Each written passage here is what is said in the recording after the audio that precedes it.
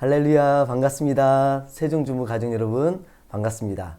바이블 버스에 탑승하신 여러분을 사랑하고 축복합니다. 저희 교회 온라인 성경 통독 총 15주차 90일 동안 일독을 할 수 있는 그런 범위를 가지고 계획을 가지고 읽고 있는데요. 오늘은 그 중에 9주차에 해당합니다. 이번 한 주간은 우리가 잠언서부터 읽겠지만 특별히 오늘 강의는 잠언서는 지난 8주차 강의 때 해드렸고요. 9주차는 전도서와 아가서 두 성경을 한번 살피고, 그리고 이번 한 주간 동안 잠언서 5장부터 이제 아가서까지 쭉 한번 읽어보시면 좋을 것 같습니다. 자, 강의안을 보실까요? 제가 이제 오늘부터는 강의안을 다 드렸기 때문에 PPT로 띄우진 않고 영상에 강의안을 보면서 강의를 들으셔야 될 것 같습니다. 자, 강의안 33쪽에 전도서입니다. 먼저 전도서의 주제를 한번 볼까요? 전도서에 등장하는 설교자, 전도자, 회중 가운데서 말하는 자, 코알레트에서 제목을 가져왔다라고 이야기되어 있습니다. 전도서에서 등장하는 설교자가 있습니다. 회중 가운데서 말하는 자, 그래서 히브리어로 코알레트라는 이러한 단어를 이 전도서의 제목으로 사용했다라는 것이죠. 저자는 다윗의 아들로 예루살렘에서 이스라엘의 왕으로 있었던 설교자에 대한 저자 소개에 대해서 전통은 솔로몬으로 보고 있다라고 있습니다. 라는 것입니다. 한마디로 전도서는 솔로몬이 저자다라는 것이 정통적인 견해입니다. 주제는 하나님을 섬기지 않고는 우리의 삶의 의미를 발견할 수 없다라는 것이고요. 특징을 보실까요? 여러분, 전도서를 특징을 살펴보기 전에 먼저 압축해서 전도서를 두 문장으로 이렇게 요약을 한다. 그러면 첫 번째는 전도서는 하나님이 빠진 인생은 의미가 없다라는 주제입니다. 그리고 두 번째 주제는 하나님을 그래서 경외하는 삶을 살아야 한다. 이 두 가지가 이 전도서의 핵심이다라고 할 수 있습니다. 여러분, 다른 것은 다 잊어도요, 전도서를 읽을 때 전도서 하면 딱 이 두 가지가 기억나면 좋겠어요. 하나님 빠진 인생은 헛되다. 그리고 그래서 하나님을 경외하는 하나님 중심의 인생을 살아야 한다. 이걸 꼭 기억하시면서 읽으시면 좋을 것 같아요. 특징을 보실까요? 특징은 네 가지인데요. 첫 번째는 전도서는 삶의 목적에 대해 끊임없이 질문하고 있다라는 것이죠. 인생의 목적이 무엇인지, 사람이 도대체 어떤 존재인지 말해주고 있어요. 우리 인생이 참으로 어려울 때가 많은데요. 짙은 안개 속 구불구불한 길을 살아갈 때가 많습니다. 그 가운데서 인생의 목적을 질문하고 답을 찾는 것이 이 전도서의 특징이다 라고 할 수 있고요. 두 번째 특징은 사람들이 인생에서 의미를 발견하기 위해 시도하는 재물, 수고, 쾌락, 이익 등에 대해 면밀하게 탐구한다는 것입니다. 전도자의 경험에서 나오는 이야기를 쭉 나누고 있습니다. 인생의 의미를 발견하기 위해서 이곳저곳을 기웃거려 봅니다. 그리고 살펴봤어요. 그리고 그 결과 세 번째 특징으로 이어지는 것이죠. 바로 무의미하다라는 것입니다. 그리고 헛되다라는 그런 결론을 이어진다는 것이죠. 그래서 그러한 단어를 사용했는데 바로 헤벨이라는 단어가 이 전도서에 38번 그러니까 많이 등장한다는 것이죠. 그래서 라는 것입니다.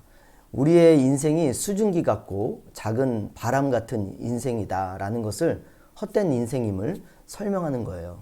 그래서 전도서를 보면 오해하게 되는 것은 이 전도서는 좀 허무주의 인생, 또 회의주의적인 게 아닌가라는 생각을 하게 됩니다. 그러나 결코 전도서는 그렇지 않음을 우리는 먼저 기억하시면 좋겠습니다.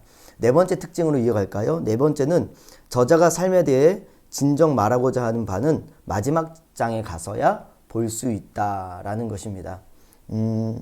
성경에서 전도서만큼 해석하기 어려운 책이 없다라고 합니다. 왜냐하면 논리적으로 이렇게 내용이 쫙 흐름이 통일되어 있지 않기 때문에 그렇죠.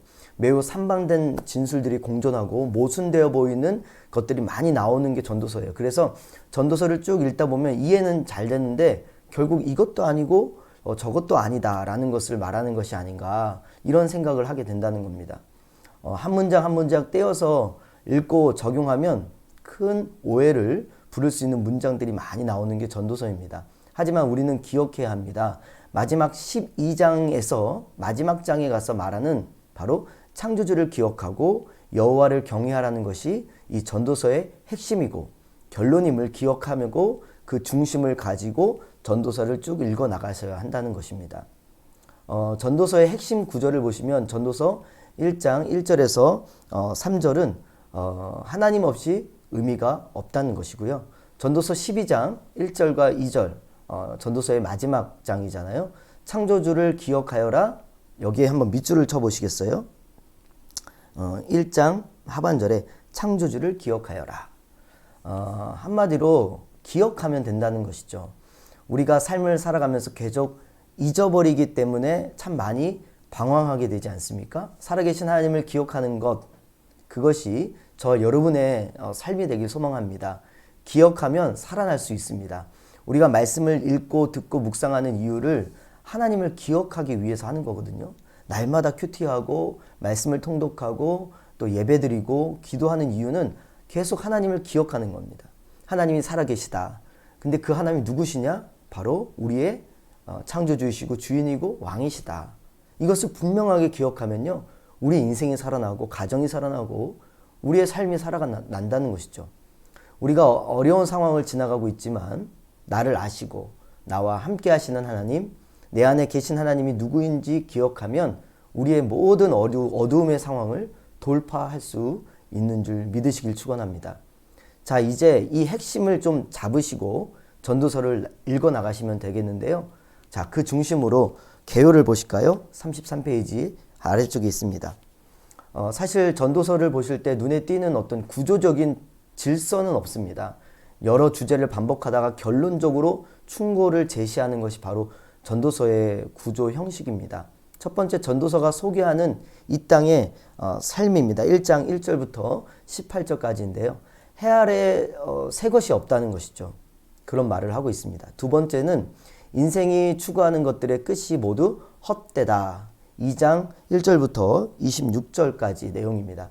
그러나 그 가운데 인생을 하나님의 선물로 받아들이고 우리가 누려야 한다는 것을 말하고 있는 부분입니다. 세 번째, 하나님이 정하신 세상의 질서와 목적 3장 1절부터 22절까지인데요. 전도서 3장은 특별히 모든 것에는 때가 있다는 것을 소개하는 장입니다. 자, 네 번째, 우리 삶에서 보게 되는 삶의 부조리함들 4장 1절부터 6장 9절까지인데요. 특별히 이 물질, 탐욕, 부에 대한 욕망 때문에 일어나는 일들을 지금 지적하고 있습니다. 다섯 번째, 지혜가 가진 한계에 대해서 말하고 있는데요. 지혜자도 인생의 문제를 변화시킬 수 없다는 것을 보여주는 거고요. 여섯 번째, 모든 이들에게 정해진 운명을 설명하는데 여러분 무엇일까요? 모두가 정해진 운명은 바로 죄로 인해서 죽음을 직면하게 된다는 거죠. 그렇게 죄 때문에 죽음을 향해 달려가고 있는 인생이 바로 우리 인간들의 존재다라는 것입니다.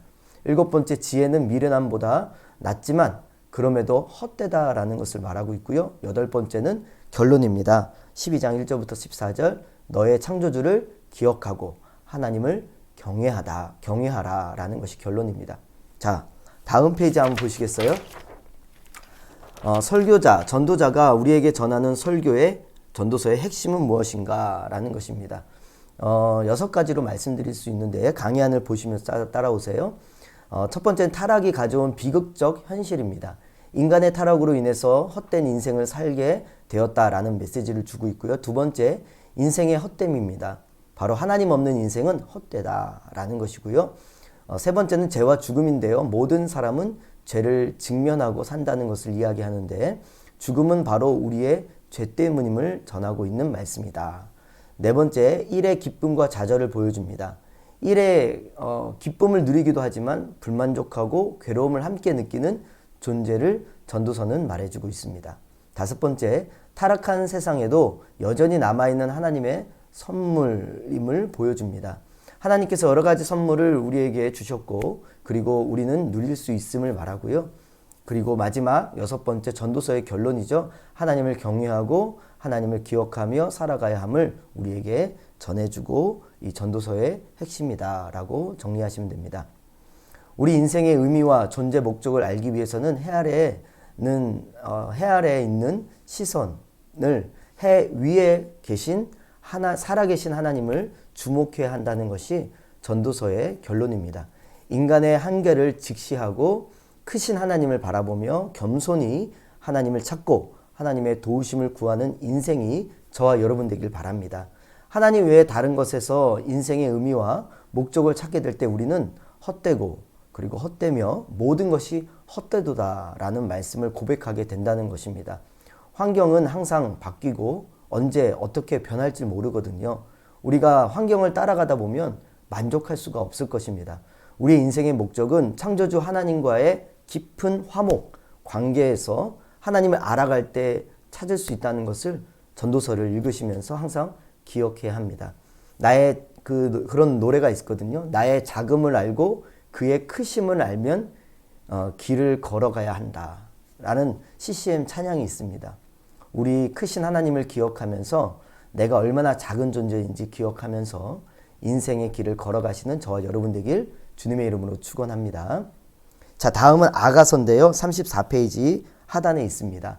아가서의 서론을 보겠는데요. 먼저 제목은 아가서는 책 제목 자체가 Song of Song입니다. 최고의 노래, 최상의 노래라는 그런 표현을 하고 있어요. 제목은 노래 중에 노래, 가장 탁월한 노래라는 뜻의 히브리어 쉬르, 하쉬림에서 제목을 가져왔습니다. 저자는 전통적으로 1장 1절에 통해서 솔로몬이 아가서 전체를 쓴 것으로 본다. 주제는 첫 번째, 하나님이 주신 결혼은 삶의 즐거움이자 선물이다. 아가서는 친밀한 인간의 사랑, 그 부부의 사랑을 노래하는 시입니다. 두 번째, 하나님과 관계처럼 결혼에도 서로에 대한 충성과 헌신이 기초되어야 한다라는 주제가 있습니다. 그럼 이렇게 생각하는 분들이 계실 수 있어요. 아가서는 연애소설이나 인간의 어떤 사랑 이야기 아니냐라는 생각을 할 수 있을 것 같습니다. 여러분, 하나님의 사랑은 여러분 어떻게 우리에게 보여줄 수 있는 걸까요? 하나님의 사랑은 사실 인간의 사랑을 통해서 우리가 조금 알게 되는 것이죠. 인간의 사랑을 통해, 부부의 사랑을 통해, 건강하고 인격적인 어떤 사랑을 통해 하나님의 사랑을 우리가 조금 맛볼 수 있고 깨달을 수 있다는 것입니다. 특징을 보시면 특징 첫 번째는 부부 사이의 애정을 묘사하는 다수의 표현이 등장하고 있습니다. 이러한 표현 때문에 아가서가 성경의 정경으로 받아들여져야 하는가라는 어떤 논쟁들이 있었다라고 합니다. 이런 표현들 때문에 나이 제한이 있어야 되는 건 아닌가, 나이가 든 사람들만 읽어야 하는 책은 아닌가라는 주장도 있었다라고 합니다. 어쩌면 이러한 사랑 표현들이 읽기 불편한 독자들이 있을 수 있을 것 같습니다. 하지만 부부 사이에 순수하고 친밀한 숭고한 사랑의 표현들이 참으로 사실 아름답고 숭고하다는 것을 우리는 바라보아야 합니다. 두 번째, 부정한 성행위를 경계하는 잠언 1장부터 9장과 대조적으로 아가서는 결혼 관계 안에서 성생활을, 그러니까 합법적이고 하나님께서 그 질서 안에서 합법적인 성생활을 축복하고 있다는 것입니다. 핵심 구절을 보실까요? 2장 10절인데요.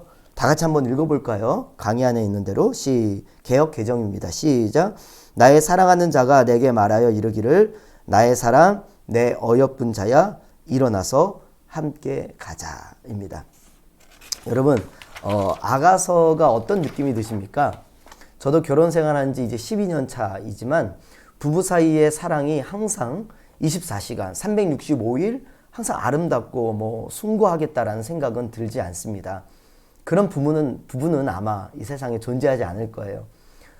우리 인간의 사랑에는 한계가 있습니다. 그래서 부부 이야기는 우리에게 진정한 사랑이 아니지 않을까라는 생각을 들 수도 있습니다. 그런데 기억해야 될 것은 아가서는 죄의 영향을 받지 않은 그 하나님 사랑의 원형을 보여주고 있다는 것을 기억해야 합니다. 죄의 영향이 없는 순수하고 친밀하고 수치심이 없는 사랑이죠. 상대방에 대한 진정한 존경과 보살핌이 있는 사랑이다라는 것을, 그것이 하나님의 사랑이다라는 것을 아가서는 보여주고 있는 것입니다. 여러분, 창세기 3장에 아담과 하와가 아담과 하와를 통해서 죄가 들어오기 전에, 죄가 이 세상에 들어오기 전에 에덴 동산에서 있었던 그 사랑의 모습, 그 아담과 하와가 연합하고 하나 되었던 그 사랑, 죄가 없는 사랑의 모습, 죄가 들어오기 전에 사랑의 모습이 바로 아가서의 사랑의 모습이다. 그리고 하나님의 사랑의 모습이다라는 것을 보시면 좋겠습니다. 아가서의 등장 인물을 보시면 먼저 아가서 개요를 보기 전에 강의 한 35쪽 중간에 등장 인물이 있어요. 첫 번째 젊은 여자, 두 번째 젊은 여자가 사랑하는 목자 청년, 세 번째 솔로몬 왕, 네 번째 합창단입니다. 근데 사실 이 아가서에는 이 네 사람이 직접적인 언급은 없거든요. 사실 아가서를 보시면 실제적으로 이렇게 말하고 있는, 노래하는 목소리는 세 가지입니다. 아가서의 목소리라고 할 수 있는데요. 첫 번째는 여자가 있고 남자가 있고 그 다음에 합창단이 있습니다. 이들이 계속 서로 말을 주고받으면서 노래를 하고 시가 적혀지고 있거든요. 그냥 쭉 읽으면 누가 말하는 것일까? 이게 남자가 말하는 건지 여자가 말하는 건지 구분이 힘든 것이 바로 아가서의 말씀입니다. 개요를 보실까요? 그것을 기억하면서 개요를 한번 보겠습니다. 첫 번째 최고의 노래가 나오는데요. 아가서는 도발적이고 생생한 이미지로 표현하고 있는데 한 여인과 한 남자의 성적인 사랑, 그리고 부부간의 정절을 노래하고 있다는 것을 기억하면 좋으시겠습니다. 두 번째는 사랑하는 자들이 서로 그리워하고 서로의 모습을 묘사하고 그리워한다는 내용입니다. 너무나 사랑하는 두 사람의 그런 열정적인 그런 모습이 드리워지고 있는 것이죠. 이렇게 아가서를 보시면 좋을 것 같습니다. 마지막으로 강의한 하단에 보면 아가서에 등장하는 술람미 아가씨는 여인은 누구인가 라는 주제를 마지막으로 정리했습니다. 술람민 여인을 이사갈 지파의 한 수넴 마을 출신의 여인으로 보는 것이 맞다라는 견해가 있고요. 솔로몬에게는 참 많은 아내와 후궁들이 있었는데 이 술람미 여인이 과연 그 중에 한 사람이었는가라는 주장에 아니다라는 학자들의 주장이 많습니다. 솔로몬과 술람미 여인은 솔로몬의 첫 연애의 구애 기간, 첫사랑이었다라는 보는 견해가 있다는 것을 여러분 참고해서 보시면 좋겠습니다.